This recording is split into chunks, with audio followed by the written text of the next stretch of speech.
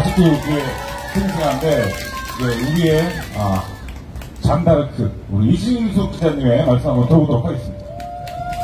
예, 최국 개그맨 정말 좋은 소개해 주셔가지고 감사합니다. 사실 제가 이따가 말씀을 또 다시 드리려고 그랬는데 대한민국에서 우파 개그맨으로 산다는 게 얼마나 힘든 건지 여러분들 아십니까? 좌파 개그맨 하면 여러분들 아마 최소한 1, 20명은 떠올리실 거예요. 근데 우파 개그맨 저는 최국밖에 생각이 안 납니다. 그만큼 좌파가 튼튼한 진지를 만들어 놓고 있는 데서 혼자 용감하게 싸우고 있는 최국 개그맨한테 박수 한번 주십시오. 최국. 예, 제가 최근에 MBC 뉴스를 인터넷으로 접한 적이 있어요. 무슨 자료를 찾으려다가 도대체 MBC는 최근에 노조 시위 집회 뉴스를 어떻게 보도를 하나 제가 한번 일부러 들어가 봤습니다. 저는 어느 분이 그러시더라고요. MBC, KBS 이른바 소위 공영방송은 절대 보지 않는다고 화들짝 놀라서 어쩌다가도 MBC가 걸리면 채널을 돌린다고 그러시더라고요. 근데 제가 최근에 무슨 다른 자료를 찾다가 시위 집회 보도를 하는 걸 보니까 어떻게 보도를 하냐면 제가 그러고서 이제 KBS하고 비교를 한번 해봤습니다. 그래서 먼저 이제 KBS 얘기를 하면 최근에 금속노조의 사무처장 김준영 씨 있지 않습니까? 이른바 매책 정글도라는 거. 저는 피지 내전 때 가서 정글도를 사용하는 걸 봤는데 이게 굉장히 정글에서나 사용할 수 있는 그런 아주 날카로운 칼입니다. 그게 도대체 대한민국에 어떻게 등장을 했나 의아할 정도였는데 KBS나 MBC나 이 무시무시한 칼 정글도가 등장한 걸 제대로 짚은 보도는 제가 보지를 못했습니다. 근데 이제 KBS는 제목이나 기사 내용에서 경찰의 강경 진압에 초점을 맞춰서 얘기를 했다고 하면 MBC는 한 수 더 들었더라고요. 붉은 피가 나왔다. 또 기사를 보면은 이틀 연속해서 보도를 하는데 민주화 시계를 되돌렸다. 용산 참사, 그리고 군사 독재 이런 단어가 등장을 했어요. 여러분들 후광 효과라고 들어보셨죠? 만약에 제가 제 뒤에 강석호 총재님이 서 계신다라고 하면 제가 조금 더 돋보이겠죠, 그죠? 그런 것처럼 만약에 어떤 보도를 할 때 사용하는 용어가 군사 독재 시절, 또 민주화 시계 역행, 용산 참사 이런 이야기를 만약에 기사에서 언급한다고 하면 윤석열 정부가 이런 식의 마치 이제 야만적이고 독재적인 그런 행동을 하는 걸로밖에 시청자들은 생각을 하지 않아요. 그래서 이런 이상한 단어들을 어떻게 기사에서 쓸 수 있을까? 사실은 만약에 보도를 한다고 하더라도 언제 어디서 누가 무엇을 어떻게 왜 담백하게 보도를 하면 되는데 이른바 후광 효과를 넣어서 마치 윤석열 정부가 노동자들을 때려잡는 것처럼 그렇게 보도를 했다 이겁니다. 제가 최근에 어떤 포럼에서 또 재미있는 이야기를 하나 들은 게 있는데요. 이분도 사실 방송 전문가입니다. 근데 이분이 하는 이야기가 정권 바뀔 때마다 이 공영방송들이 보면 정권의 편을 들고 문재인 정권 때 MBC가 얼마나 망가졌느냐라고 이야기를 하면서 그렇게 지적을 하면서 그러더라고요. 지금 여기 계신 참석자 여러분들께 묻습니다. 이제 MBC 국민들한테 돌려주려고 하면 중도적인 중립적인 인물이 사장으로 와야 되겠죠. 자, 안 됩니다라고 얘기하신 분 손 한번 들어보세요. 정답입니다. 안 됩니다라고 얘기하신 분이. 왜 중도적이고 중립적인 인물이 안 되냐 하면 이게 프레임입니다, 여러분. 지금 MBC나 KBS, YTN 이른바 공영방송의 사장으로 와야 되는 인물은 어떤 인물이어야 되는지 아십니까, 여러분? 문재인 정권 때 대단히 좌로 편향되게 만든 그 방송, 이른바 그 공영방송, 민노총 방송, 언론노조 방송으로 만들어 놓은 그걸 정상화시킬 인물이 사장으로 와야 됩니다. 여러분 그 말의 프레임에 속아 넘어가시면 안 돼요.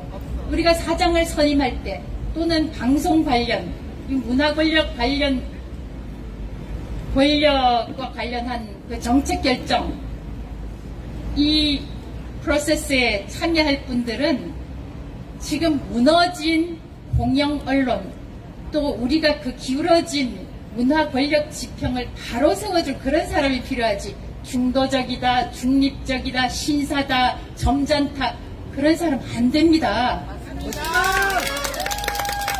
그래서 제가 마지막으로 여러분들께 하나 강조하고 싶은 게 있습니다. 지금 너희들 시간이 됐기 때문에 저는 어느 자리에 가서나 말, 몸, 돈 이 이야기를 합니다. 여러분 사실 돈 없으면 아무것도 못해요. 아까 여기서도 대한연대하고 자유총연맹 돈 없으면 안 돌아갑니다. 여러분 우선은 말로 알려주세요. 도대체 대한민국에서 어떤 일이 일어나고 있는지 또 문재인 5년 동안 어떤 일이 일어났는지를 주변에 알려주시고 저도 페이스북을 통해서 부지런히 합니다만 여러분들도 단톡방, 밴드, 페이스북, 소셜미디어를 통해서 알려주시고 여기 앞에 있는 유튜브 제작자들한테 저는 경의를 표합니다. 망명 언론입니다. 망가진 공영 언론을 대신해서 유튜브 여러분들이 하고 계시니까 큰 사명감 가지고 계십시오. 저 같은 사람들이 지켜보고 있습니다. 또 몸, 여러분들 몸 시간을 내서 몸 여기 와 계시지 않습니까? 정말 위대합니다. 그리고 만약에 취업전선, 직업전선 때문에 이런 자리에 나오시지 못한다면 이런 유튜브 하시는 분들한테 또 자유총연맹에 대한연대에 후원금 보내세요. 1,000원, 10,000원, 5,000원 보내실 수 있습니다. 말, 몸, 돈 잊지 마세요. 감사합니다.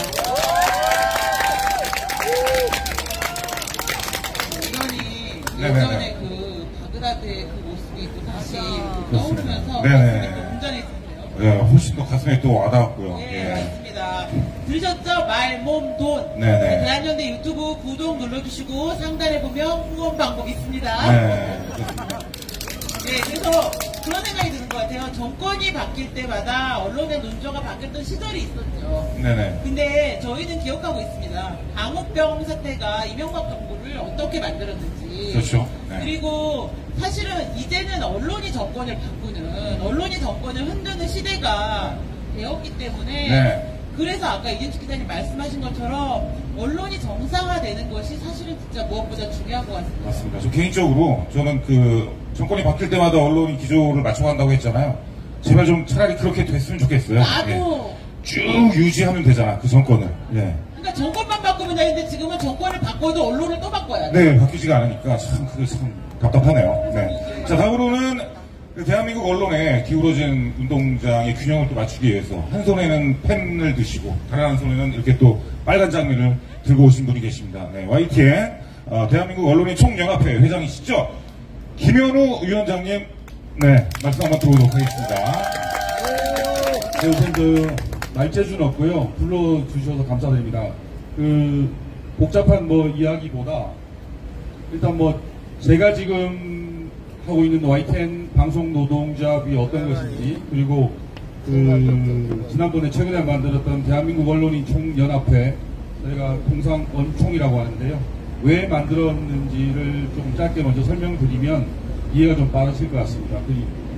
언론이라고 여기서 표현하지만 저는 방송기자여서 방송을 중심으로 좀 말씀드리겠습니다. 2017년 문재인 정권이 들어오면서 이미 이제 뭐 재판부에서 나온 얘기지만 방송 장악, 이른바 방송 장악 문건이라고 있었어요. 그거에 따라서 당시 KBS 고대영 사장님, MBC 김장겸 사장님, 그리고 YTN 사장까지 싸그리 축출 작업이 시작됐습니다. 이건 팩트고요.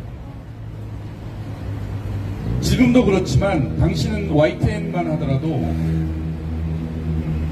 단일 노조였습니다. 민노총 산하 YTN 지부가 있었고요. 거의 뭐 95% 정도? 그러니까 사실상 다 가지고 있었던 거죠.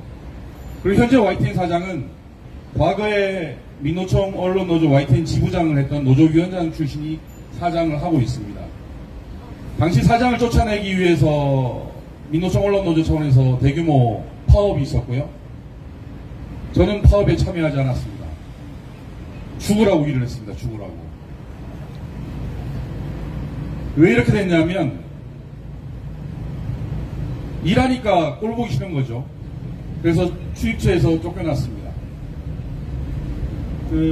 아마 제가 5년 동안 기자 생활하면서 했던 걸 사사치 다 뒤진 걸로 저는 알고 있고요. 지금도 저희 선배들은 노안이 와서 눈도 안 보이고 몸도 힘든 정년을 앞둔 선배들은 지금도 야근 전담 기자랑을 하고 있습니다.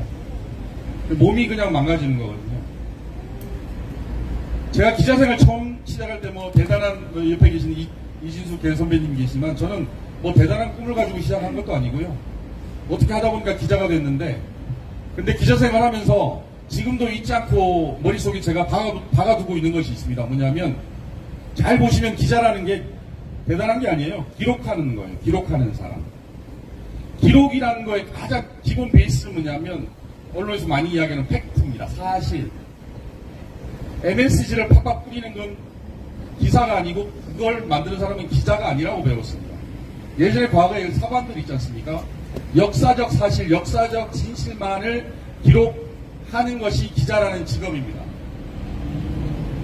거기에 자기의 사견이나 자기의 입장이나 어떤 다른 색을 입히는 사람은 기자가 되어서는 안 됩니다. 우리가 그런 걸 가지고 정파적이다라고 합니다. 정파적인 사람은 기자가 되면 안 돼요. 뭐 시민사회단체를 가든지 자기의 이념적 사상과 맥을 같이 하는 곳에 가면 돼요. 편향되지 않는 정보를 득하기 위해서 사람들은 TV를 사고 매달 돈을 내면서 방송을 보는 거예요. 내가 정말 열심히 돈을 모아서 명품을 하나 사고 싶은데 돈 들고 백화점을 갔는데 그 누가 흠집난 물건을 사고 싶은 사람이 어디 있습니까? 없죠. 그래서 방송을 그렇게 만들면 안 되는 건데 이 사람들은 그렇게 만들었습니다. 왜? 정파적 이익에 충실해야 자기들이 가진 빼앗은 사내 권력을 계속 유지할 수가 있거든요. 누려보니 굉장히 따뜻했어요. 일 안 해도 때 되면 승진시켜주고 대충 회사에 근태를 해도 용서해주고 원하면 중요한 보직도 주고 법인카드도 주고 그걸 더 누리려면 이른바 비빌 언덕이 필요한 거예요. 그 비빌 언덕이 누구겠습니까? 정권입니다. 정권. 그 정권이 있어야, 그 정권에 충실해야, 그 정권에 누가 되지 않는 방송을 만들어야 계속 그걸 누릴 수 있는 거거든요.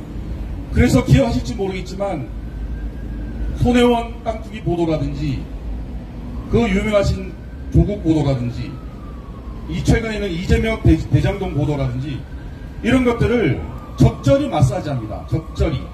누가 되지 않는 범위 내에서. 제가 처음에 말씀드렸지 않습니까? 물이 많다고 꼭 마실 물이 많은 건 아니지 않습니까? 굉장히 많이 오염되어 있고 굉장히 많이 삐뚤어져 있고 그것이 상식으로 지금 여겨져 왔습니다. 5년 동안 이러다 보니까. 그래서 제가 더 이상 당하기는 싫고 할 수 있는 것도 없고 그래서 저희가 작게 만들어 놓은 조합이 있었습니다. 그게 지금 제가 하고 있는 YTN 방송노동조합이라는 곳인데요. 제가 처음 만났을 때 그 회사 측으로부터 엄청난 강압, 탄압을 받아서 다 탈퇴하고 53명 남아 있었습니다. 지금 한 100명 정도 되는데요. 계속 외쳤습니다. 계속. 같이 살자고. 저는 정말 죽을 만큼 힘들었었거든요. 그리고 제대로 된 방송 한번 만들어보자고. 저희 집에서 보면 미친놈이죠. 매일 나가서 새벽에 나가서 밤늦게 들어오고 매일 뭐 한다고 막 다니고 매일 집회. 남편이 기자라는 사람인데 매일 어디 가서 집회를 하고 있고 그렇지 않습니까? 근데 왜 했냐면 누군가 하지 않으면 문재인 정권 5년에 그 억압이 또 시작될 것 같아서 시작했습니다. 두 번째 하다 보니까 그런 거 많이 보셨죠. 한국기자협회, 한국PD연합회, 한국이라는 말은 되게 잘 붙여요. 이 사람들. 자기들이 현업 언론인이라고 해서 자기들끼리 모여가지고 뭐 언론 탄압이니 방송 장악이니 이런 표현을 써요. 그래서 저도 현업 언론이고 여기도 현업 언론인인데 우리는 그 생각에 동의하지 않았거든요. 근데 왜 우리가 그 사람들의 생각을 마치 또 동의한 것처럼 되어야 되냐. 그래서 제대로 된 목소리, 미약하지만 미력이지만 제대로 된 목소리를 내는 단체를 한번 만들어 봅시다라고 해서 만든 게 지금의 대한민국 언론인 총연합회입니다. 그래서 배운 대로 할 거고요. 아까 말씀드렸지만 기록하는 것에 있어서 가장 기본 뼈대가 뭐냐면 성역이 없어야 되는 겁니다. 대통령도 잘못하면 비판할 수 있고 조직 폭력 때도 주먹 잘못 휘두르면 자유롭게 비판할 수 있는 게 기자라는 직업입니다. 맞습니다. 그거 바로잡자고 만든 거고요. 제가 하나만 예를 들어드릴게요. 조국 전 법무부 장관 인사청문회 하루 전날 YTN에서 밤늦게 이런 보도가 하나 올라옵니다. 단독. 동양대 A 교수 조민 동양대에 왔다 갔다 하는 걸 본 적이 있다 이런 식으로 나가요. 그런데 그 리포트가 참 희한해요. 뭐냐면 보통 저희가 기사를 쓸 때 1분 30초를 만들 때 양쪽의 주장을 당에다 실어주고 그 다음에 제보를 했으면 제보한 사람의 근거를 다 제시를 해야 돼요. 그런데 어디도 동양대 A 교수가 없습니다. 그 리포트에. 동양대 A 교수의 녹취도 없고 육성도 없고 심지어 그 사람이 어떤 이야기를 어떻게 했는지 어디서 했는지에 대한 게 없어요. 굉장히 문제가 됐습니다. 그러다가 새벽에 몇 시간 뒤에 그 리포트가 깜짝같이 사라집니다. 이런 게 조작이에요. 광우병 때 기억하시겠지만 미국산 쇠고기 먹으면 머리에 구멍이 숭숭 뚫린다고 했지 않습니까? 지금 마트에 가보세요. 마트에 가보시면 무슨 세일한다고 그러잖아요. 그럼 카트 들고 뛰어가려고 난리예요. 미국산 쇠고기 먼저 사려고. 그런데 그렇게 물어뜯고 피 흘리게 만든 MBC가 지금까지 단 한 번도 그 보도에 대해서 사과하지 않습니다. 왜? 그 사람들이 하는 방식은 뭐냐면 일단 물어뜯고 피를 흘립니다. 그리고 여론을 그쪽에 집중되게 만들어요.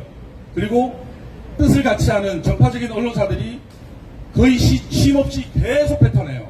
그러면 국민들은 가랑비에 옷 젖는다고 하지 않습니까? 국민들은 계속 내가 들었는데 미국산 쇠고기 먹으면 머리에 구멍이 나는구나. 누가 했어? MB가 있어. 그럼 MB를 쫓아야겠네. 이런 프레임으로 흘러가는 구조예요. 그거를 똑같이 지난 문재인 정권 때 5년 동안 했습니다. 그런데 지금도 하고 있습니다. 근데 저희는 미력이지만 어차피 돌아갈 곳도 없고요. 현장에서 죽이 되든 밤이 되든 끝까지 싸우겠습니다. 고맙습니다. 네, 김영호 기자님이셨습니다. 못하신다더니 뭐 네네네. 잘하셔가지고. 진짜 오늘 뭐라 그럴까요? 지금 초반인데도 불구하고 상당히 지금 제 가슴이 좀 고무되면서 이 빨간 장미가 너무 이거 뜨는 거 아닙니까? 이러다가? 진짜 원래 지난주까지는 경찰분도 안 계셨잖아요. 네. 오늘은 계시는 거 보니까 그만큼 영향력이 좀 커지고 있는 거 아닌가 그런 생각도 좀 듭니다. 미디어의 발전 과정이 원래 사람이 50명 이상을 넘어가면은 그게 이렇게 의견 소통이 안 되거든요. 근데 이제 미디어가 발달하면서 이게 서로 더 광범위한 의견 소통이 되면서 뭔가도 생기고 쭉 이렇게 가는 과정이 있었는데 사실 지금 우리가 공영방송에서 듣는 얘기는 그냥 역지받은 마들하고 수다 떠는 수준보다도 좀 낫지 않습니까? 그렇죠. 그러니까 진실이 전혀 그러니까 사실관계가 확인이 안 되니까요. 그럼요. 아까 말씀하셨다시피 김현 기자님도 말씀하셨다시피 지난번 우리 광우병 사태 때 한번 생각을 해보십시오. 그러니까요. 저는 그 생각이 들더라고요. 아까 말씀을 드리니까 이 광우병 쇠고기가 뇌에 구멍을 뚫는 사람이 있고 안 뚫는 사람이 있구나. 그래서 우리는 다 그걸 먹어도 뇌에 구멍이 안 뚫리는데 뇌에 구멍이 뚫린다고 주장하신 분들은 뇌에 구멍이 진짜 뚫린 거죠. 그렇죠. 그러니까 여전히 지금도 이상한 소리를 하고 있는 거예요. 제 연예인 선배 중에 한 분도 여자 선배인데 뇌에 구멍이 뚫렸고 그걸 먹느니 뭐 청산가를 입에다 털어놓겠다. 아유 매콤한데 되게 잘 드세요. 그렇습니다. 자, 김현우 회장님의 말씀 잘 들었고요. 다음은 우리 또 정철웅 기자님의 또 말씀을 들어봐야겠죠. 여러분 빨대왕 많이 보시죠? 유튜브 채널. 그 채널 아주 씹어먹고 계신 분입니다.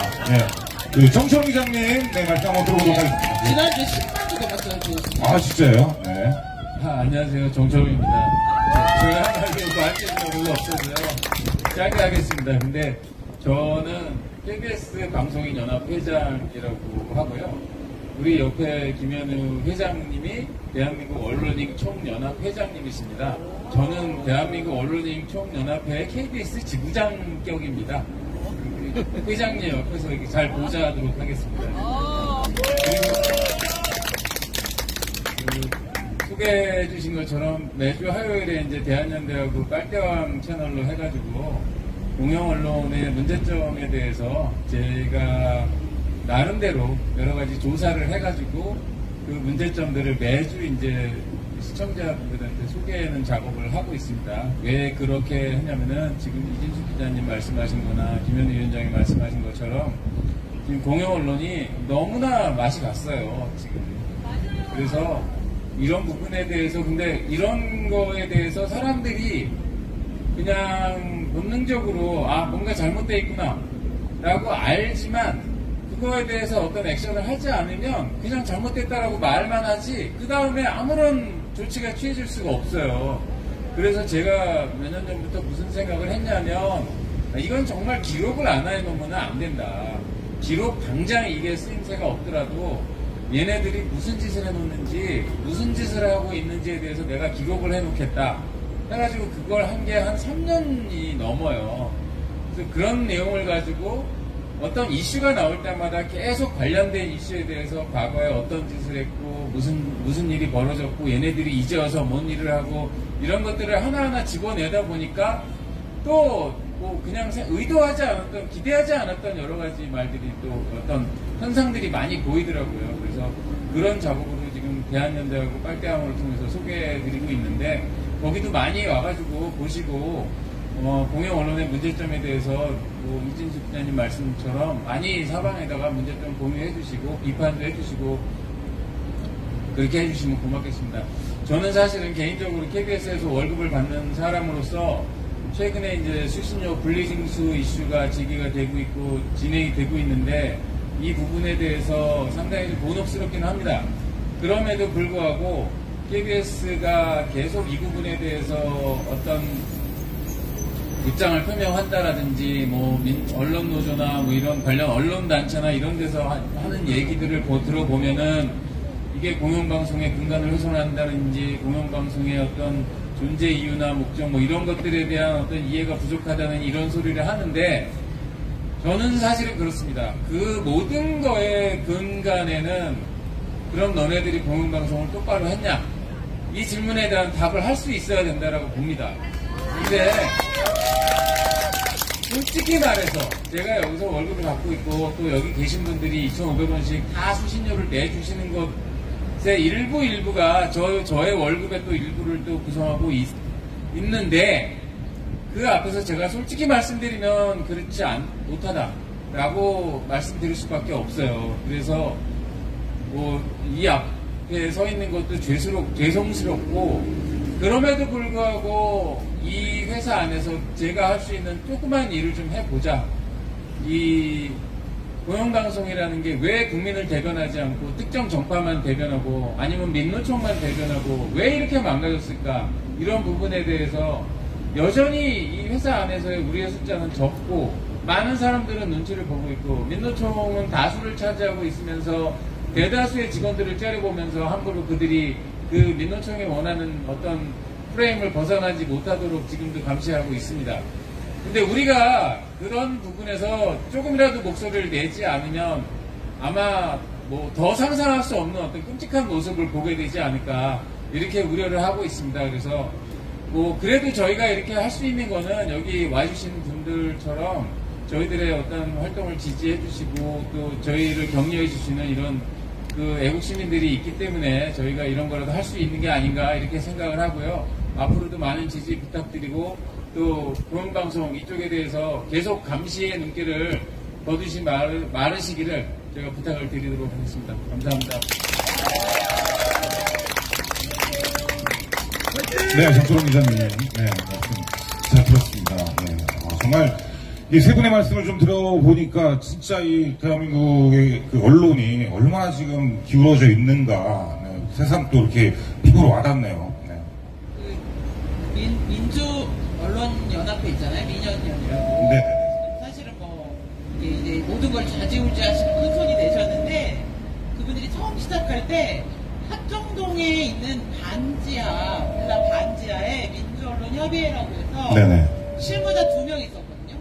그리고 정말 되게 열악하고 영세하게 해서 우리가 십시일반 돈을 모아줬던 기억이 있어요. 근데 어쨌든 그럼에도 불구하고 그 시절이 지나면서 미디어 언론도 창간하고 언론들도 사실상 이제 하게 되고 네. 모든 언론 관련해서 중요한 곳에는 다 민원연의 손길이 꼽히지 않는 곳이 있는데요. 네네네.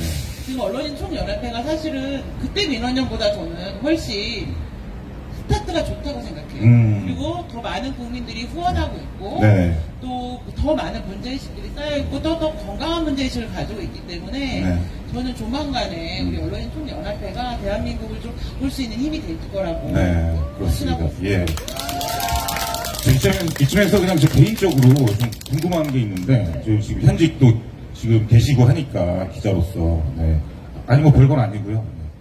아니, 우리 정철웅 기자님도 그렇고, 김현원 기자님도 그렇고, 지금 회사에서 아주 소수로서 정말 바른 생각을 갖고 열심히 싸우고 계시잖아요. 근데 반대 이 민노총 언론노조나 이런 분들은 상당히 쪽수가 많은데, 그거에 대해서 좀, 거기 방송국에 계실 때, 회사에 계실 때 좀 뭔가 좀 위축되거나 좀 뭐 좀 그런 건 혹시 없으신지. 이 사람들이 2017년, 18년에 무슨 짓을 했냐면, 우리 김현우 위원장이 또 간단하게 말씀을 하셨는데, 2017년 5월에 이제 문재인 대통령이 취임을 했죠. 이때쯤부터 갑자기 이 사람들이 막 목소리를 내기 시작을 해요. 그러더니 2017년 8월쯤에 민주당 방송장악 문건이라는 게 폭로가 돼요. 그 안에는 이제 방송사 구성원들이 직접 나서서 사장 퇴출 운동을 하자. 그 다음에 시민단체, 학계들도 동원해가지고 사장 퇴출 운동을 하자 그러면서 이제 파업이 시작되는데, 방송사 구성원들이 당시 집권당이 방송장악이죠. 그야말로. 요즘 무슨 수신료 분리징수 이런 얘기나 아니면 방송통신위원회 위원장이 해임되거나 이런 건에 관해서 방송장악 얘기를 하는데 웃기지도 않아요. 2017년에는요, 어땠냐면요, 집권당이 방송장악 플랜을 만들었어요. 그리고 방송사 구성원들이 거기에 똑같이 따라했어요, 사실은요. 그 다음에 심지어 학자들까지 거기 따라했어요. 그 다음에 그 과정에서 어떤 일이 벌어졌느냐. 방송사 노조원들, 특히 민노총 노조원들이 이사들의 학교를 찾아가요. 직장을 찾아가요. 거기서 깽판을 칩니다. 그럼 일을 어떻게 하고 학생들, 자기 제자들을 어떻게 봅니까? 심지어 사장이나 이사장은 집에까지 쫓아가서 그 앞에서 깽가리를 치고 북을 치고 사장을, 그 다음에 단순히 쫓아가서 물러나라 이 정도로 끝나는 게 아니에요. 인격살인을 합니다. 무슨 이상한 동물 같은 거 그려놓고선, 아니면 막 사람을 희화하는 그런 그림을 그려놓고선 아주 모욕을 해요. 그러니까 사람을 거의 도저히 견디기 못하게 이렇게 만들어버리는데, 그런 것들을 또 정권이 다 뒤에서 이렇게 방치합니다. 심지어 어떤 일이 벌어졌냐면요, 당시에 KBS 사장이 국정감사를 받는데, 국정감사 피감기관의 장으로서 국회에 출입한 일이 있었습니다. 그런데 갑자기 언론노조 KBS 본부의 행동대장, 그 다음에 심지어 KBS 본부의 위원장이라는 애들이 국회의 국정감사장에 들어옵니다. 그래서 피감기관의 장으로서 거기서 공무를 수행하는 사장 앞에서 깽판을 칩니다. 당신이 회사 망쳐놓고 여기 있으면 어떡하냐. 당신 할 말 있으면 해라. 거기서 깽판을 쳐요. 이건 나라도 아니죠. 대한민국 국회에서 그런 일이 벌어지는 게 이게 가능한 일입니까? 이런 거 하려고 대한민국이 이렇게 민주화하고 대한민국이 선진국 되고 이런 겁니까, 진짜? 맞습니다. 네, 제가 잠깐만 네. 관련해가지고. 기자님도 정말 많이 당하셨다고 제가 알고 있는데. 당사자이기 때문에 제가 사진 몇 장을 가져왔습니다. 지금 깽판이라고 이제 표현을 하셨는데 저희가 그 공식 방송에서는 그런 말을 쓰지 않지만 저도 그 깽판이라는 단어에 공감합니다. 저 이거 한번 보십시오. 제가 대전 MBC 대표로 있을 텐데 2016년 그 탄핵 사태가 벌어지면서 MBC가 그 제일 동작이 빠릅니다. MBC 언론노조가. 그래서 아까 그 정철웅 기자는 2017년 문재인 집권 이후부터 시작됐다고 하지만 MBC 제일 빨라요. MBC 민노총 언론노조 선구자입니다. 그래서 그때부터 저한테 어떻게 되느냐. 지금 보실지 모르겠지만 이진숙 가고 대전 MBC 돌아와유 이렇게. 그리고 사진도요. 이 대전 시내 곳곳에 이런 현수막을 걸었는데 사진도 제가 예쁘게 나온 사진은 절대 안 씁니다. 제일 못 나온 사진 골라가지고 이렇게 쓰고 김장겸 사장도 여기 있습니다. 김장겸 사장 그만두기 딱 좋은 날씨다. 그 다음에 제가 이라크 아까 조금 전에 바그다드에서 MBC 뉴스 이진숙입니다. 그 멘트도 나왔지만 제가 그 MBC의 경영진으로서 MBC의 불법적인 노조를 분쇄하기 전까지 저는 참된 기자였고 존경할 만한 선배였어요.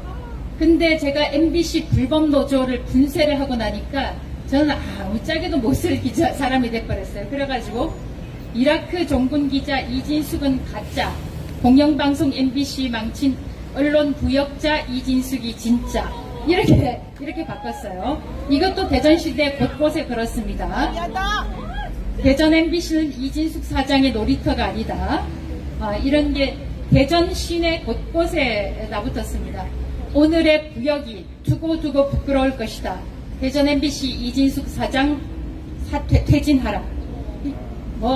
이게 말도 아니고 제가 일일이 보여드리기엔 너무나 많은데. 네, 엄청 많네요. 그리고 진짜. 이제 김원배 당시에 박문진 이사였는데요.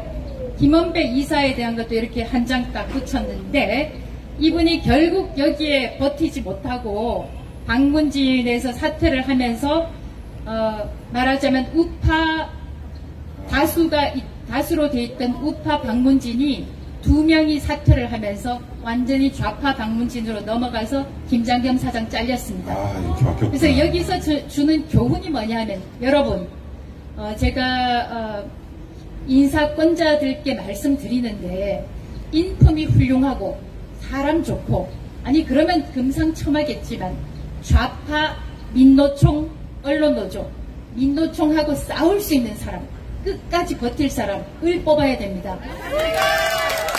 지금 우리가 그 문재인 사람들한테 배울 수 있는 거 그래도 딱 하나 있습니다. 지금 한상혁 버티는 거 보세요.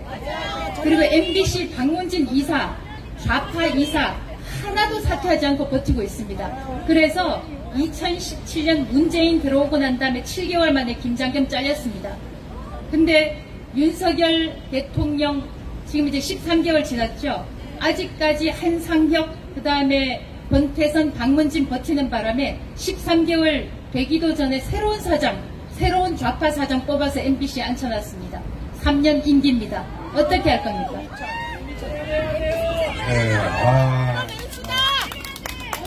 네, 김현욱 기자님. 네, 이어서 좀 말씀드리면 우물 안에 물고기가 100마리가 있어요. 그러면 단순하게 생각하면 내가 이 우물을 장악하고 싶다 라고 하면 단순하게 보시는 분들은 우물에 물을 다 빼든지 아니면 100마리를 다 잡아서 목을 치려고 생각하는데 그게 아니고 민노총 언론노조 이쪽 분들이 했던 방식은 공포의 확산입니다. 공포의 확산. 무슨 말씀이냐면 딱 3마리 건져요. 그리고 보이는 데서 목을 칩니다. 피를 뚝뚝 흘리잖아요. 그러면 97마리의 물고기들은 굉장히 질서정연하게 돕니다. 우물 속을. 이 사람들이 선택했던 방식이 그거예요. 좀 전에 이진숙 선배님도 말씀하셨지만 파업에 참여하지 않았다는 이유만으로 아니면 그쪽 조합원이 아니다라는 이유만으로 YTN 같은 경우에는 딱 미리 선별을 해둬요. 무슨 말씀이냐면 자기들 진영이라고 해서 뽑힌 사장을 마음에 안 든다고 노조가 잘라버렸습니다. 명목상으로는 신임 투표 이렇게 해가지고 하고 그리고 난 뒤에 MBC 노조위원장 출신 정모 씨를 YTN 사장으로 데려옵니다. 대리인을 세운 거죠. 그 사람이 2018년 제 기억이 맞는지 모르겠습니다만 9월 26일 날 취임사를 올려요. 회사 메일센터에. 그리고 그 다음날 새벽 5시 반에 회사의 조직 개편과 인사 발령이 납니다. 도대체 YTN의 Y자도 모르는 MBC 출신, 노조위원장 출신이 뭘 알아서 밤사이에 조직 개편과 인사를 했겠어요. 그 인사의 내용은 그거예요. 이 전 보직자 전원을 보직을 다 내려버립니다. 그리고 이 사람들을 대기 발령시켜버려요. 며칠 뒤에 그 자리에 자기들이 다 갑니다. 투쟁 과정에서, 파업 과정에서 가장 많이 목소리를 냈던 사람들 중심으로 다 이제 주요 보직을 다 채워요. 그리고 며칠 뒤에 또 인사를 냅니다. 일단 보직을 떼낸 선배들을, 기자들을 한 곳에 모았다가 그 중에 몇몇을 골라요. 상징성이 있었던 몇몇을 골라서 어디로 부르느냐? 보도국 회의실도 아닌 비상계단 옆 박스 같은 거 쌓아놓은 곳이 있어요. 그곳에 불러요. 기자생활 30년 이상 하신 분들을 불러요. 그리고 당신들은 내일부터 야근 전담입니다. 방송국에서 야근 전담이 뭐냐면 밤에 9시쯤 출근해요. 그러면은 밤새 전화 받아요. 취객도 전화하시고 뭐 불났습니다. 뭐 사기사 끝났습니다. 전화를 다 받아요. 그리고 어디 멧돼지가 출몰했습니다. 그러면 나가서 기사 쓰고, 그리고 나면 아침에 퇴근하는데 몸이 거의 녹초가 돼요. 보통은 그래서 그게 너무 힘드니까 야근이라는 걸 방송국에서 저희 또 24시간 뉴스만 하다 보니까 모든 기자가 돌아가면서 해요. 그래서 보통 한 달에 한 번 정도 야근을 해요. 근데 이분들은 계속 야근을 해요. 계속. 그 중에 어떤 분은 그게 힘들어서 사표 던지고 나가신 분, 어떤 분은 지금도 약을 드시고 계세요. 그리고 어떤 분은 늦게 결혼해서 아이가 어린데 밤마다 울더래요. 아빠가 보고 싶어서. 아빠는 왜 밤마다 회사가? 그러니까 이 사람들이 했던 방식은 뭐냐면 공포의 확산이에요. 자, 봤지? 얘들 어떻게 되는지 봤지? 말 들을 거야, 안 들을 거야? 이런 식이에요. 그러면 거의 대부분의 사람들이 기자가 되게 용감한 직업이라고 생각하시겠지만 천만의 말씀입니다. 굉장히 권력지향적이고 굉장히 굴복을 잘합니다. 그래서 아까 사회자님께서 말씀하셨지만 무섭지 않았냐고 하셨는데 무섭죠. 아니, 길 지나다가 차량끼리 잠깐 시비가 붙어서 소리 한번, 욕 한번 들어도 심장이 벌렁벌렁거리는데, 저 같은 경우에는 파업 때 혼자서 일을 하고 있으니까 YTN 노조 한 300명이 침묵 시위한다고 들어왔었어요. 사업장에. 그러니까 모멸감 주는 거죠. 야, 우리는 파업한데 너 이 새끼 일하고 있어, 뭐 이런 거잖아요. 궁극적으로. 근데 거기에서 그걸 주도했던, 최근에 거금 받고 명퇴하신 분인데 그분이 소리를 지릅니다. 저를 향해서. 야, 어쩌고 저쩌고, 뭐 출입처 왜 안 나가냐, 어쩌고. 그러니까 망신을 주는 거죠. 근데 그게, 그 잔상이 있잖아요. 굉장히 오래 갑니다. 그리고 아침에 회사 출퇴근할 때 제가 어느 순간 투명인간이 되어버려요. 평소에 술 먹고 밥 먹고 이야기하고 같이 취재하고 했던 선후배들이 다 저를 외면합니다. 제가 지금 이렇게 몸이 부은 게 잘 먹어서 부은 게 아니에요, 사실. 너무 힘들어서 맨정신으로 견딜 수 없어서 매일 밤마다 술 먹었습니다. 집에 가서. 그래서 자꾸 우는 거예요, 혼자서. 베란다 가서. 그 어느 날은 저희 회사 건물에 6층에 보면 잠깐 휴게소 같은 게 있어요.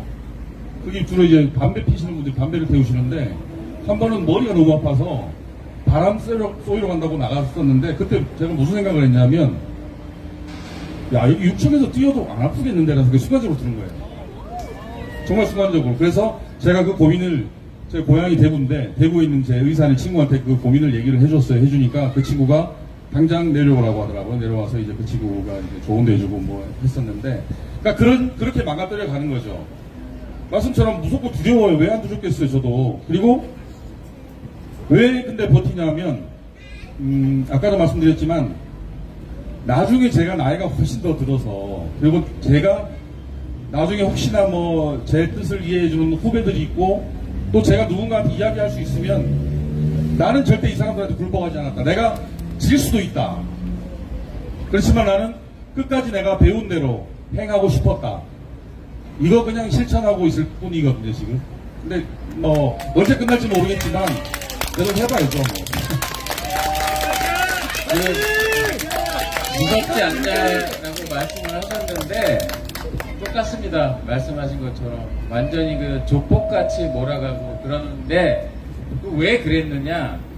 어떤 사람들은 저 같은 이 종류의 인간들을 포함해서 아닌 걸 아니라고 말하지 않으면 못 살아요. 우리는요. 아닌데 기라고 우리가 얘기 못해요. 진짜. 근데 KBS가 5년 동안 그 지랄을 하고 앉아있는데 뭐 우리 이렇게 태어난 걸 어떻게 하겠습니까? 해야죠. 제가 그 관련해서 또 하나 보여드리겠습니다. 저희가 2012년 파업 때 받았던 것들인데 부역자들에게 최후의 심판이 다가오고 있다. 이런 걸 그 일하는 보직 간부들이나 일하는 사원들 책상 위에다가 이런 걸 뿌렸어요. 이것뿐만이 아닙니다. 저희가 지나가면 소금을 뿌렸어요. 재수 없다고. 그러니까 아까 이 두 기자도 현업 기자가 이야기를 했지만 그 기자하면 사실 최고 학벌을 나온 엘리트라고 생각하죠. 지성인이라고 생각하죠. 지식인이라고 생각하죠. 이런 거 뿌립니다. 정말 무섭습니다.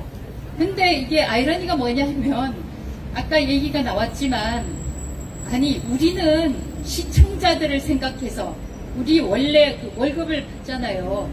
일을 하는 사람들인데 일 안 하는 사람들이 이렇게 부역자라고 한다니까요. 네, 정말 말도 안 되는 일이 계속 벌어지고 있었군요. 네. 그 중국에서 이제 마오쩌둥이 집권을 했을 때 불만이 많잖아요. 불만을 돌리기 위해서 인민의 적을 지정했거든요. 그때 참새를 인민의 적이라고 했어요. 네네네. 그래서 아이들이 참새를 잡으러 다니고 참새를 죽이는 놀이를 하면서 자랐거든요. 그 아이들이 홍위병이 됐어요. 나중에 부모를 팔고 선생님을 하고 이렇게 하면서 온 나라를 피로 물들였던 문화 대혁명이 그 아이들이 커서 네, 그렇습니다. 된 거거든요. 근데 저는 이 얘기를 말씀을 들으면서 우리가 이제 이런 사회를 그냥 방치하면 이런 사회에서 이런 분위기를 보고 자란 우리 아이들이 10년 후에 20년 후에 어떤 짓을 할지 저는 굉장히 두렵습니다. 네, 그렇습니다. 그리고 아니 사실은요. 지금 정권 바뀐 이후에 뭐 지금도 사실은 말도 안 되는 보도를 하고 있지만 방송사 안에서는 갑자기 이 사람들이 태도가 바뀌어요. 우리 같은 사람들 옛날에 뭐 쳐다보지도 않고 째려보기도 하고 뭐 이러던 인간들이 갑자기 친한 척을 하거나 뭐 아니 뭐 마치 지금 와서 무슨 생각이 다양성을 존중하는 것처럼 뭐 이런 얘기를 하잖아요. 거기 절대 속으면 안 됩니다. 나중에 정치적 상황이 다시 바뀌잖아요. 또 발톱 드러냅니다. 그러니까 이 2017년, 18년 그리고 그 이후에 5년 동안 벌어진 이 일에 대해서는 반드시 평가를 하고 이 부분에 대해서 반드시 단죄가 들어가지 않으면 이 문제는 영원히 반복될 수밖에 없는 문제가 됩니다. 지금 유진쌤 말씀대로 그 사람들이 다시 홍위병을 키워낼 거예요.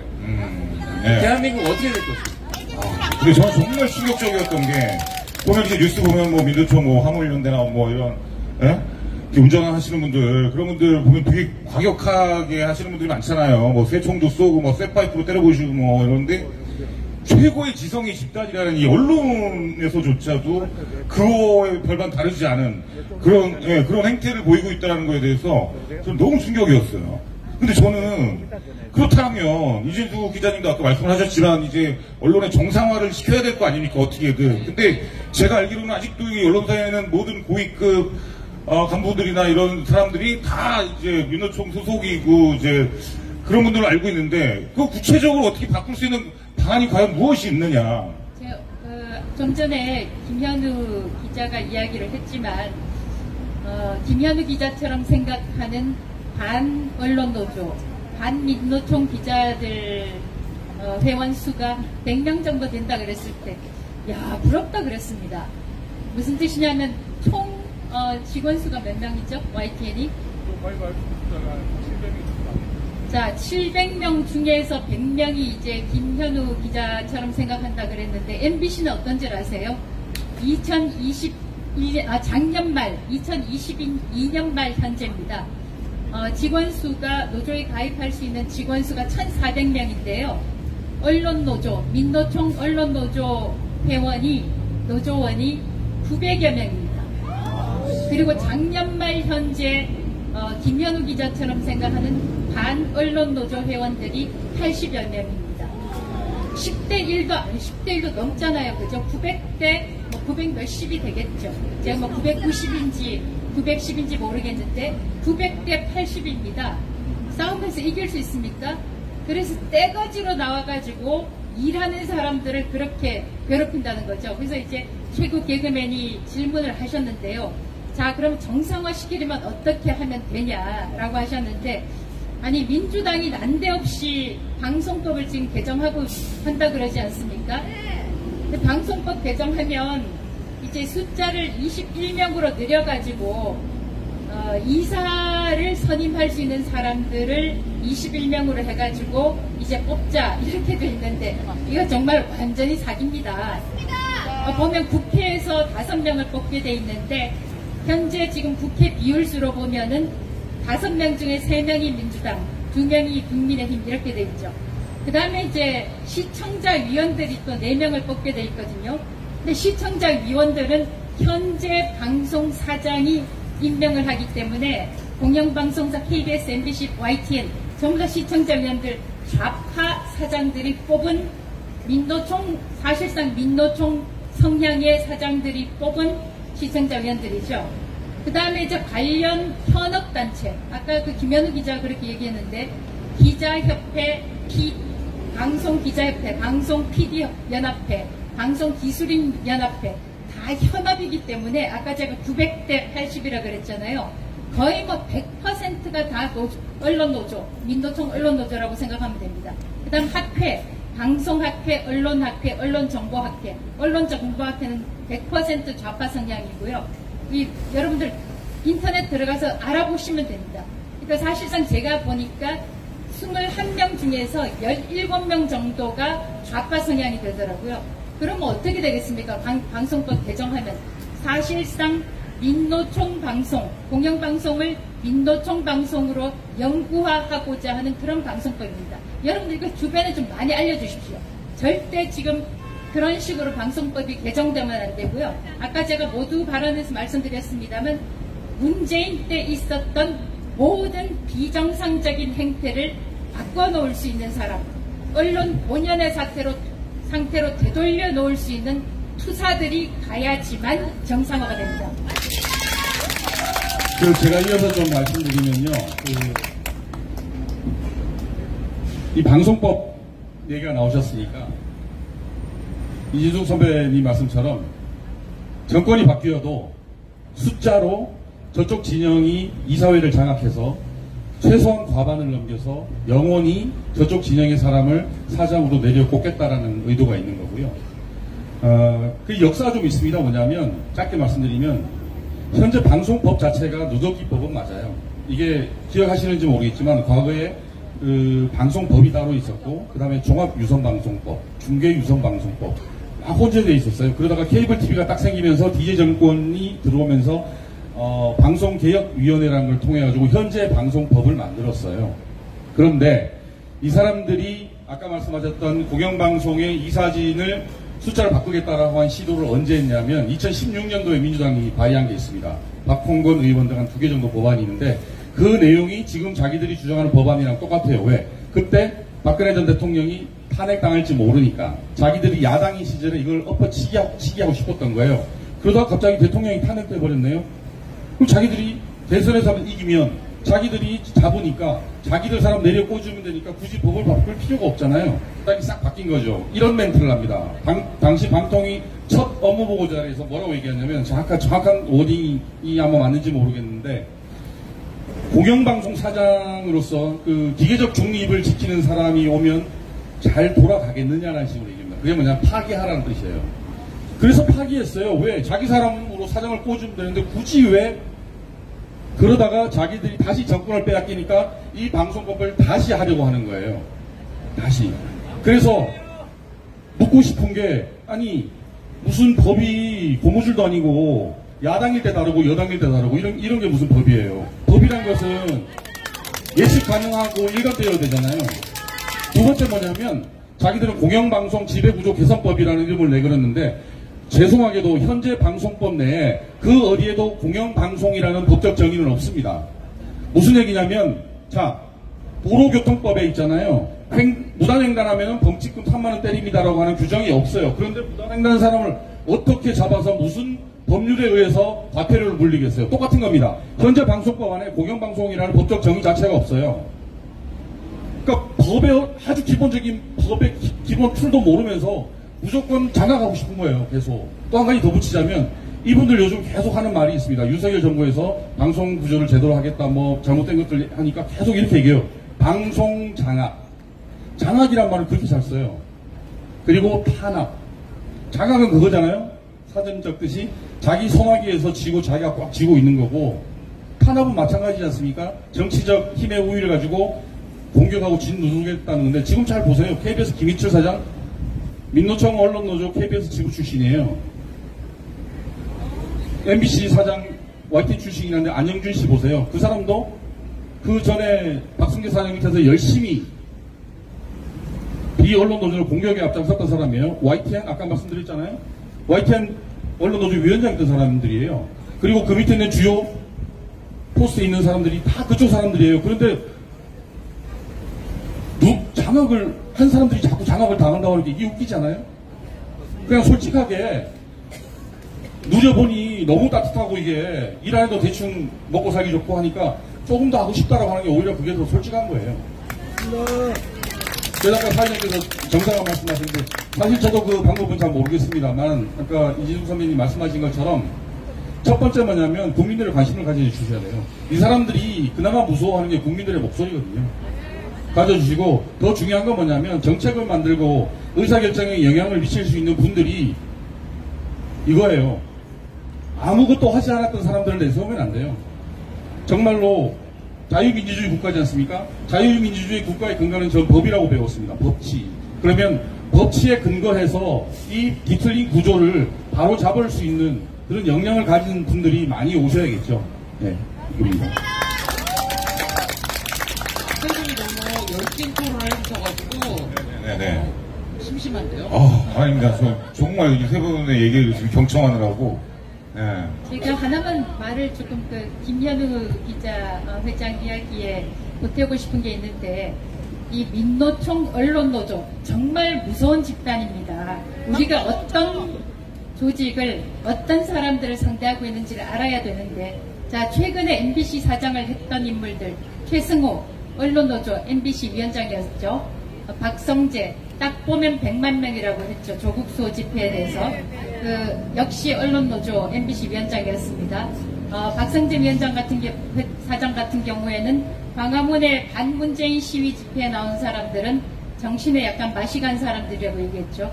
그러니까 이 사람들이 어떤 성향인지 확실히 아실 수 있잖아요. MBC는 또 이른바 그 소위 인재를 배출해가지고 다른 데 수출도 합니다. 그래서 MBC에서 노조위원장 했던 정찬영 YTN 사장으로 갔죠. 또 TBS 사장 가가지고 김어준 씨도 앉혔죠. KBS도 또 인재 배출해서 수출한 케이스 있습니다. 이강택 언론노조위원장, 언론노련위원장, TBS 사장 됐죠. 이렇게 언론노조, 민노총 사람들 만들어가지고 자기 사람들 곳곳에 요직에 다 꽂습니다. 그래서 대한민국의 여론 지형, 문화 지형, 언론 지형을 완전히 바꿔버립니다. 좀 더 말씀을 하자면, 네. 지금 KBS의 뉴스를 결정하는 통합뉴스룸이라는 조직이 있습니다. 이게 보도국장이라고 하는 건데요. 이 보도국장을 지금 언론노조, 민노총 언론노조 KBS 본부, 그 KBS 노조위원장이 3대 세습을 하고 있습니다. 여기가 북한입니까, 지금요? 네. KBS 노조위원장이 통합뉴스룸 국장을 3대 세습을 했어요. 3연장은 아니에요. 중간에 다른 사람도 있긴 한데 3연장이고요. 아까 그럼 뭐 어떻게 바꿀 것이냐 얘기하시는데, 법대로 하면 됩니다. 근데 민노총이 이 끔찍한 집단이긴 한데 한편으로는 또 되게 허술해요. 일을 못해요. 제가 보기에는. 그러니까 제가 매주 이렇게 걔네들이 하는 거를 분석을 해서 보여드리면 황당한 사고가 많이 나오잖아요. 근데 그게 KBS 사장도 말도 안 되는 짓을 되게 많이 했거든요. 근데 왜 안 잘리고 있느냐? 또 이사들이 또 민주당이 임명한 이사기 때문에 그냥 보호받고 있는 거예요. 근데 이사들이라고 그럼 또 일을 똑바로 했느냐? 이사들도 일을 개판으로 했어요.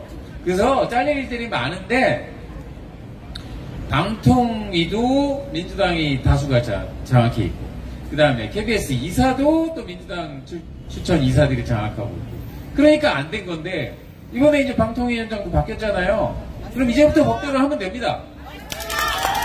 그리고 2017년에는 얘네들이 고대영 사장 당시 고대영 사장을 자르려고 진짜 아까 말씀드린 대로 홍위병들이 하는 인간 말종들이 하는 그런 인격살인 짓을 계속 해대고 그랬는데 그렇게 해가지고 강기영 이사라는 분을 결국 잘랐어요. 그분이 명지대 교수신데 명지대학교에 가서 깽가르치고 북치고 강기영 이사 완전히 인격살인하고 완전히 그 모욕을 하면서 도저히 못 버티겠는데 그분이 결국은 끝까지 손을 들지 않고 해임을 당하는 길로 가셨어요. 그게 결국은 KBS를 살리는 첫걸음이 됐는데 그 강기영 이사가 대법원에서 부당해임으로 최종 판결이 났습니다. 그 다음에 강기영 이사의 해임에 이어서 고대영 사장도 지금 2심까지 가 있고 지금 3심에 가 있는데 상고심에 가 있는데 2심에서 해고 무효 처분이 나왔습니다. 그럼 뭘 말하냐? 2017년 18년에 민노총 언론노조 KBS 본부 이 홍위병 같은 짓을 한 애들이 한 모든 짓거리들이 불법적인 행위였다 라는 거를 지금 법원도 증명을 하고 있다라는 거죠. 그러면은 우리는 저놈들 같이 할 필요 없어요. 쟤네들은 말도 안 되는 짓을 해가지고 저렇게 법원에서 뭐 부당해임으로 결론이 나고 이런 식으로 하는데 우리는 그렇지 않고 법원에 가봐도 아무 할 말이 없이 잘리게끔 잘리게 하면 됩니다. 그럼 법대로 하면 됩니다. 저희 대한연대 유튜브 채팅창에 네네. 얼마나 당하셨으면 말이 끝도 없이 나온다고. 그렇죠. 특히 또 세 분 같은 경우는 정말 흐르는 역사의 또 산 증인이시기 때문에 얼마나 또 현장에서 다 잘 알고 계시고 이 세 분만큼 그런 분이 어디 있겠습니까? 놀라운 게 네. 기자분들이라서 그런 건지 네. 아니면 우리가 원래 이렇게 수준이 있어서 그런 건지 모르겠는데 비속어를 한 마디도 안 쓰세요. 그 정철웅 기자님 저놈들이라고 하긴 하셨어요. 근데 저한테 좀 올봤어. 나한테 좀 변형됐어요. 근데 약간 이 세 분이 다 고함을 쓰지도 않고 그렇죠. 비속어를 한 마디도 쓰지 않는데 네네. 사실 어떤 막 소리를 지르는 집회보다 네. 훨씬 그 분노와 맞습니다. 마음이 더 와닿는 것 같아요. 예. 아까 김인호 기자님께서 또 그런 말씀 하셨잖아요. 이거 많은 국민들이 알아야 된다. 그 모든 사안이라는 게 다 그런 것 같아요. 그러니까 모든 국민들을 알게 해서 그렇게 해야 또 나중에 법대로 하는데도 더 편하게 갈 수 있는 거 아니겠습니까? 또 이런 생각이 들더라고요, 보니까. 사실은 저희가 오늘 질문을 좀 몇 개 준비를 했었는데 네네. 이제 너무 세 분이 말씀을 잘해주셔서 그래서 질문을 꼭 하시고 싶은 분이 계시면 한 네네네. 번만 질문을 받고 네네. 좀 마무리를 해야 될 것 같은데 꼭 질문을 하셔야 할 분이 계십니까? 네네, 우리 총재님께서, 강석호 총재님. 네.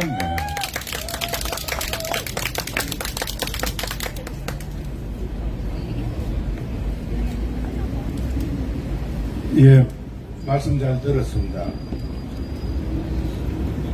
우리 이준수 전 사장님께서도 무너진 언론을 바로 세울 경영자를 모셔야 한다. 근데 중도적, 중립적 사람은 절대 안 된다. 청산할 소신 있는 사람이어야 한다. 맞죠? 예, 그렇게 생각합니다. 예, 맞습니다. 또 한편은 이제 언론이 정권을 바뀌는 이런 시대로 왔단 말이에요.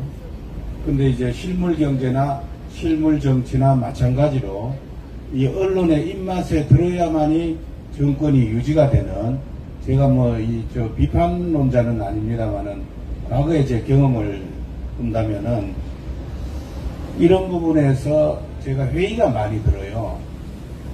물론 좌파적 정권은 우리 자유대한민국에서는 절대로 안 되죠. 좌파적 언론도, 좌파적 사고를 가진 언론도 해서는 안 됩니다. 중도적이나 보수적인 입장에서 진실만을 밝히는 것이 아까 기자다. 자기 정파적 사고를 접목시키는 사람은 절대로 기자가 돼서는 안 된다는 것이 우리 YTN의 김현우 회장님이 하신 말씀이에요. 과연 이게 지켜지는 세상이 저는 오기를 바라는데, 이 부분에서 우리가 과거에 광우병 얘기를 들어가면서까지 이제까지 언론이 걸어온 길, 이 시대에 좌가 우가 대립해서 지금도 계속 대립을 하는 길, 이러니까 내가 무슨 좀 철학자 같습니다만은 절대 그건 아니고, 이런 부분에서 이제 우리가 모두가 이런 토론회를 가지면서 이제 해법을 하는 거예요. 그래서 이런 부분에서는 한국 언론의 환경에서 무너진 언론 환경, 언론의 편파성, 제발 그대로 중립적으로 보도를 해달라. 정권들이 나서면은 이 언론은 우리 편이 아니다. 이 언론은 또 정권이 바뀌면은 우리 편이 아니다. 나쁜 짓을 하는 언론은 사라져야 되지만은 중립적이고 아주 편파적인 보도를 하는 언론은 사라져야 된다. 이런 부분이거든요.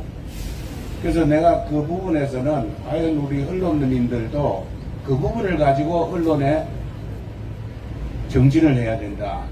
그리고 KBS가 이제 공영방송이라고 하는데, 이게 검자에 와서 왜 그 KBS가 수신료 분리 징수를 하느냐. 과거에는 통합공과금에 넣었거든요. 이게 어떻게 넣었느냐.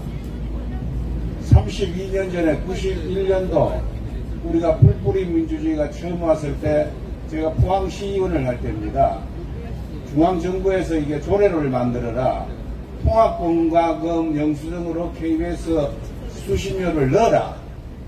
전부 반대를 했어요. 그때 징수원에 오면은 집에 텔레비 안테나 세운 거 다 내리고 2대 있는 거 1대 감추고 그런 시절이었다고. 그런데 이제 와서 분리 징수를 한다?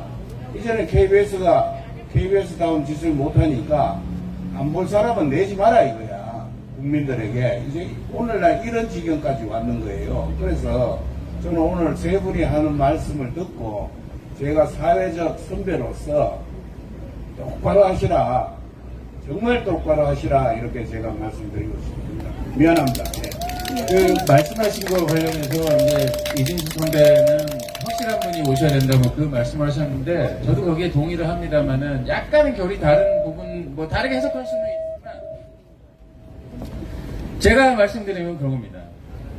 그러니까 우파가 무조건 와서 뭐 우파적인 방송을 해야 된다. 절대 그렇게 주장하지 않습니다.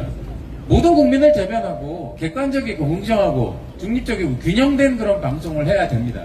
근데 뭐가 중요하느냐 그러면은 객관적이지 않고 중립적이지 않고 한쪽에 치우쳐가지고 어떤 공정성을 상실한 방송을 했을 때 그런 행위에 대해서는 우파구 좌파구 간에 강력하게 철퇴를 내릴 수 있는 의지를 가진 사람이 와야 된다는 거예요. 그분이 제가 보기엔 근데 불행하게도 좌파 쪽에서 올 가능성은 없어요. 그런 사람이. 너무나 주관적으로 내로넘버를 하는 집단이라는 게 지난 5년 동안 우리가 너무 많이 봐왔기 때문에. 근데 뭐 이진숙 선배께서 우려하시는 거는 중도니 중립적인 얘기를 하는 뭐 이런 얘기를 하는 분들이 그런 어떤 결의를 가지고 이 문제를 해결하기가 어려울 것이다라고 이제 걱정을 하시는 거라고 저는 생각이 되고요. 그리고 어느 부분 저도 어느 정도는 거기에 대해서도 뭐 공감을 합니다. 그런 부분에 대해서. 중요한 건 객관성을 잃은 편향된 보도를 철퇴를 내리는 그 의지를 가진 사람이 와야 된다. 제가 드린 말씀이 자칫 오해의 소지가 있기도 하겠다라는 점에서 하나 제가 분명하게 밝혀드리면, 제가 그래서 단어를 어떤 식으로 표현을 했냐 하면, 문재인 5년 동안의 계승호식 방송, 박성재식 방송, 이런 치우침, 민노총, 친민노총, 친민주당 방송을 했던 것을 바로잡을 수 있는 그런 인사가 와야 된다라는 말씀을 드렸는데요. 그런 인물이 충분히 중도적이고 중립적인 인물일 수 있습니다. 그러니까 중도적이고 중립적인 보도, 편향적인 보도를 하지 않는 사람이면서 수사가 와야 된다는 말씀이었고요. 하나만 제가 마지막으로 드릴 말씀은, 여러분 2008년에 MB가 집권한 바로 그 해에 이 광화문이 이른바 그 광우병 반대 시위로 여기가 들끓었습니다. 대한민국이 휘청휘청했습니다. 여러분 아까도 나왔지만 뇌구멍 송속탁탁 이런 표현이 있었고, 또 한국 사람들은 광우병에 취약하다는 그런 보도까지 나왔었죠. 그리고 가장 최근에 윤석열 대통령 취임 이후에 나온 거 여러분들 아시잖아요. EXX 바이든 날리면, 이런 것을 심지어는 F워드, 아까 비서가 안 썼다고 칭찬해 주셨는데 저도 뭐 쓰지는 않겠습니다만, F로 시작되는 그 단어를 미국의 안보 보좌관실에 보내서 대통령이 이렇게 발언했다는데 당신은 어떻게 생각하냐, 이걸 했던 게 바로 MBC라는 겁니다. 그래서 MBC는 우파 대통령 집권 때는 반드시 대규모, 특히 총선이나 대선이 있는 해에는 반드시 파업을 했던 집단입니다. 그리고 여러분, 윤석열 대통령 집권 동안에, 남은 임기 동안에 여러분 광우병 보도 없을 줄 아세요? 제2의 광우병 보도 없을 줄 아세요? 또다시 바이든 날리면식 보도 없을 줄 아세요? 여러분 정말 긴장해야 됩니다. 그런 점에서 중립적이고 중도적인 인물 좋은데 반민노총 방송 할 수 있는 사람, 민노총식 방송을 바로잡을 수 있는 투사가 와야 된다. 그렇게 말씀드리겠습니다. 네, 말씀하시죠, 우리 김용원 기자님. 저는 뭐 무거운 얘기는 아니고요. 여기 시민분들이 많이 오셔서 가짜뉴스 감별법 뭐 이런 거 있잖아요. 제가 사례를 좀 들어드리면, 신문은 제가 잘 모르겠는데 방송 만드는 사람들은 교묘하게, 저희는 뭐 프레임이라고 얘기하는데, 교묘하게 시청자들의 눈과 생각을 살짝 바꾸고 그게 작은 것들이 모여서 여론에 큰 영향을 미치도록 하는 방법을 굉장히 잘 알고 있어요. 그러니까 뭐 예를 좀 들고 싶은데, 이런 일이 있었어요. 김건희 여사 논문 관련해서 동국대에서, 국민대에서 뭐 조사를 뭐 한다, 이런 짧은 기사를 저희가 단신이라고 하는데, 그거를 사회부 기자가 써서 승인이 난 기사예요. 그럼 이제 그렇게 기사가 승인이 나면 뉴스 PD가 내 뉴스 시간별로 배열을 해요. 저희는 뭐 이게 런다운이라고 하는데, 보통 거기에 있을 때는 기사가 올라오면 승인이 난 기사이기 때문에 특별히 팩트에 하자가 있거나 오타가 있거나 이런 게 아니면 뉴스 PD가 손을 대지 않습니다. 그런데 재미난 일이 벌어진 적이 있었어요. 분명히 사회부 기자는 국민대에서 김건희 여사 어쩌고 저쩌고 이렇게 올렸는데, 그 기사가 어떻게 앵커가 어떻게 읽었냐면 김건희 씨로 읽었어요. 맞아, 그랬어요. 굳이 오타도 아니고 여사 맞잖아요, 그죠? 그리고 보통 뭐 우리가 관례적으로 전 정권도 그렇고 매 정권마다 이 영부인들을 저희가 여사라고 표현하고 제가 찾아봤어요. 심지어 김정은 와이프 리설주도 리설주 여사라고 하는 기사를 YTN에 나갔더라고요. 근데 왜 굳이 YTN에서 기사가 승인한 기사를 여사를 지우고 그걸 싫어했고, 앵커도 이상해서 물어봤대요. 이렇게 읽어도 돼요? 읽으라고 지시를 한 거예요. 그게 뭐냐면, 이미 이 사람들은 머릿속에 굉장히 어떻게 해서라도 부정적인 뉘앙스, 부정적인 프레임을 시청자들한테 막 넣고 싶은 거예요. 대선 때 보셨겠지만 가지도 않았던 무슨 뭐 속껍질을 벗겨서 뭘 했다 뭐 이런 기사들이 있지 않습니까?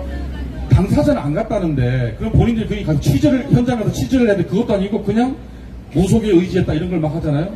근데 반대편 이재명 후보가 직접 뭐 이산 종교 뭐 임명장도 주고 했던 것들인데, 그런 거는 아예 기사를 쓰지를 않아요. 아예. 그러니까 과거에는 어떻게 했냐면, 아까 좀 전에 말씀드렸지만 저희 전문용어로 기계적 중립이라는 표현을 씁니다. 기계적 중립. 뭐냐면 여론, 특히 선거에 굉장한 영향을 미칠 수 있기 때문에, 특히 정치권 뉴스는 여야 나눌 때 방송 기사에서는요, 인터뷰의 초까지 계산해서 똑같이 마칩니다.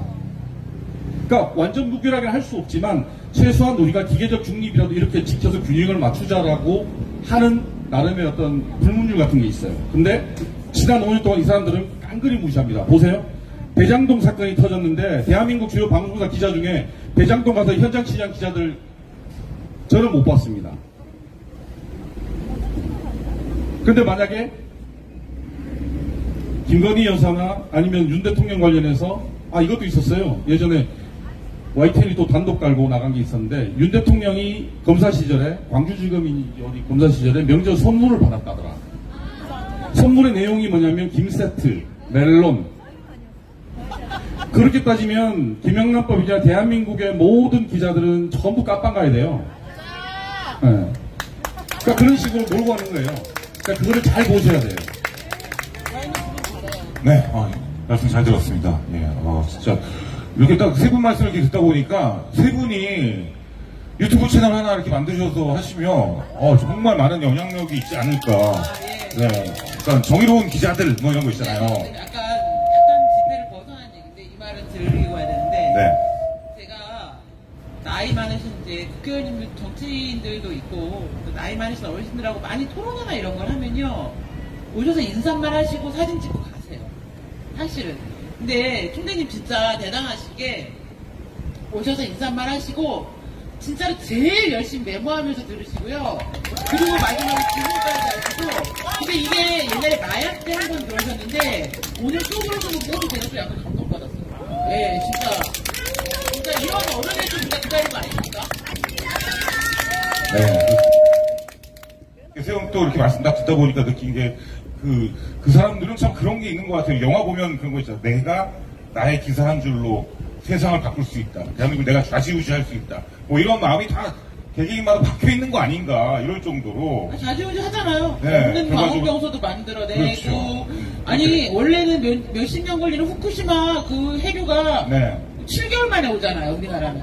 그리고 최근에는 그 코로나가 미국에서 왔다는 또. 그렇죠. 네. 놀라운 사실들이 우리나라에 막 계속. 천안함은 작곡된 거고. 예. 우리나라는 약간 좀 다른 과학의 세계를 지금 살고 있어가지고. 이준수 기자님 방금 말씀하셨잖아요. 제2의 광우병이, 안 오리라는 법이 없다. 우리 정신 똑바로 차려야 된다. 벌써 해류를 왔고. 타고 7개월에 오잖아요. 벌써 이미 와 있고. 네. 그리고 이진숙 아까 대장동에 한 명도 안 갔다. 근데 정말 생각해보니까 대장동을 몸으로 취재한 기자가 없어요. 근데 사실은 바그다드에서 그 전쟁터에서 남자들이 무서워서 다 뒤로 숨었대요. 근데 이진숙 쌤 그렇게 막 뛰어다녔는데 기자로서의 이진숙을 평가해줘야 되는데 정치적 성향이 다르니까 나쁜 사람이야. 이게 참 어제 누가 그 얘기를 하더라고요. 우리나라는 의사, 기자, 변호사, 과학자, 일부 다 정치학 전공이라고. 그러니까 본인의 직업이 없어. 그냥 정치인이야, 다.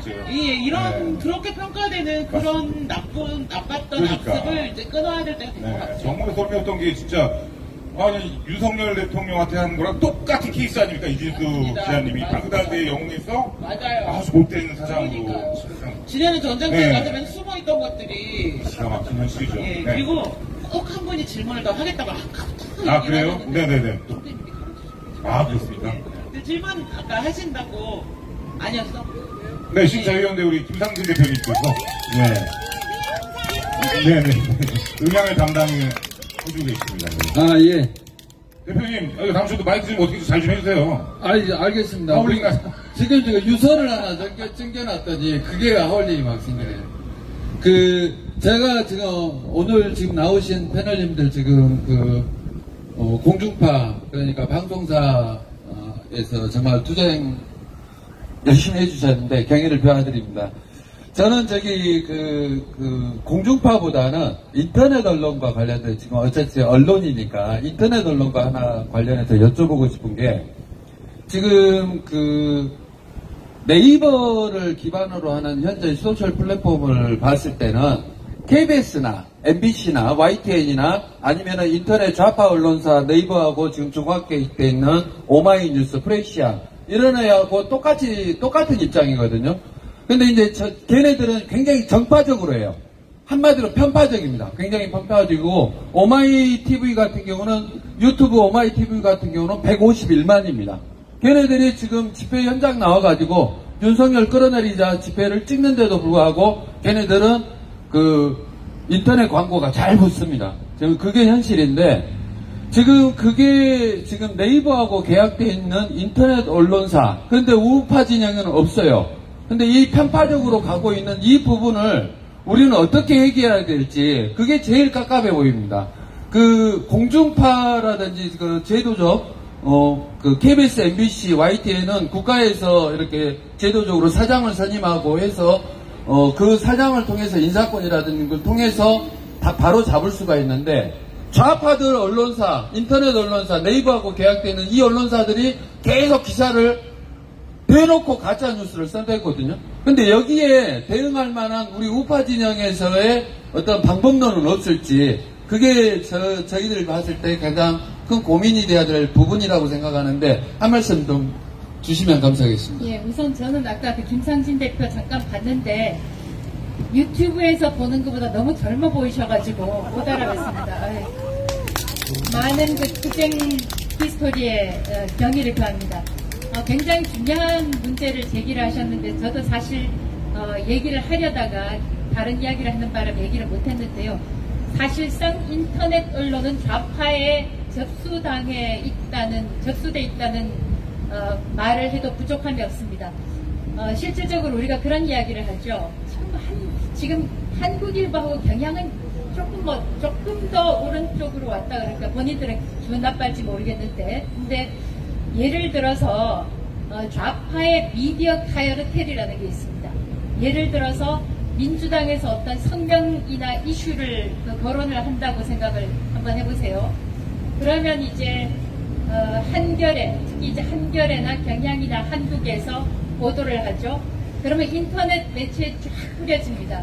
아까 미디어 오늘 이야기가 나왔는데, 미디어 오늘의 대주주는 언론노조입니다. 언론노조는 한 45% 가지고 있고 MBC가 한 9% 가지고 있습니다. 그러니까 절반 이상을 MBC 언론노조, 또 언론노조 자체가 가지고 있다는 뜻이죠. 미디어 오늘, 미디어스, 기자협회고, TV저널, 민중의 소리, 오마이뉴스, 프레시안 이런 데서 또 몇 배 튀겨가지고 쫙 뿌립니다. 그 다음에 또 이렇게 하면 유튜브들에서 김어준이나 이런 사람들이 또 받겠죠. 또 서울의 소리니 많잖아요. 그러면 이것들이 또 다시 이제 역으로 돌아가서 민주당에서 원평을 하는 그런 꼴이죠. 그러니까 쫙 이게 바로 여론이 돼버립니다. 말하자면. 그러니까 후쿠시마 아까 이야기하셨는데, 후쿠시마 이른바 그 오염수 한국에 오는 것, 이 내구멍, 송송탑 이런 것들이 여론화가 되어버린다는 뜻이죠. 근데 우파 언론 한번 생각해보세요. 우파 여기 조선일보 앞에 있습니다만, 조선일보나 TV조선에서 잘하고 있습니다만 굉장히 중립적으로 합니다. 그 방송들, 신문들은. 그러면 우파 인터넷 미디어 어떤 걸 생각하세요? 저는 이전에 미디어워치, 그 다음에 뉴스타운, 여기 가깝게 있는 푸른 한국닷컴 정도밖에 생각이 안 나거든요.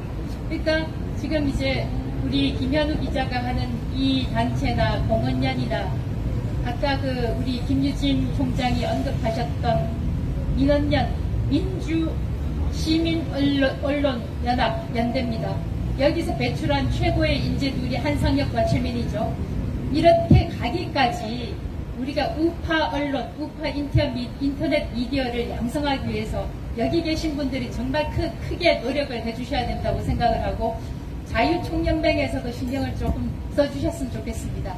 보면 항상 대기업들도요, 기업들도 좌파는 뭐 하나 잡으면 이게 쫙 돌아가면서 공격을 해가지고 겁이 나서 좌파 인터넷 미디어에는 광고를 주는데, 우파는 뭐 영향력도 적고 하니까 광고를 안 준다는 얘기를 하거든요. 그러니까 우리가 시민들이 자발적으로, 아까 제가 말씀드렸죠. 말, 몸, 돈, 후원도 좀 해드리고, 저도 뭐 몇 군데 후원합니다만, 그렇게 하면 앞으로 민원연에 대응할 수 있는 좌파 미디어 카르텔에 대응할 수 있는 그런 힘을 가질 수 있게 되지 않을까 생각을 해봅니다.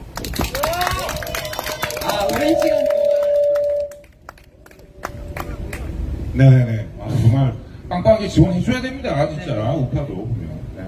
근데 사실은 언론은 우리의 삶을 대변을 해야 하는데, 이제 언론이 우리의 삶을 대변하지 않고 사람들을 가짜 세상에 가두어 놓은 지가 좀 되었거든요. 그래서 정말 있는 그대로의 현실을 좀 언론이 반영해야 되고, 깃발과 구호, 욕설이 난무하는 곳에 카메라를 들이대는 것이 아니라 빨간 장미를 든 소중한 시민들의 목소리에 카메라를 들이대는 그런 언론 환경이 조성될 때까지 그렇습니다. 또 저희 자유총연맹과 대한연대가 끝까지 함께 하겠습니다. 네, 여기 세 분 앞으로도 계속 많은 국민들이 이 언론이 얼마나 지금 불공정하게 돌아가고 있느냐에 대해서 많이 좀 알려주셨으면 좋겠고요. 네, 오늘 정말 너무 뜻깊고 즐거운 시간이 아니었나. 네. 장미를 또 힘차게 흔들어서 세 분 네.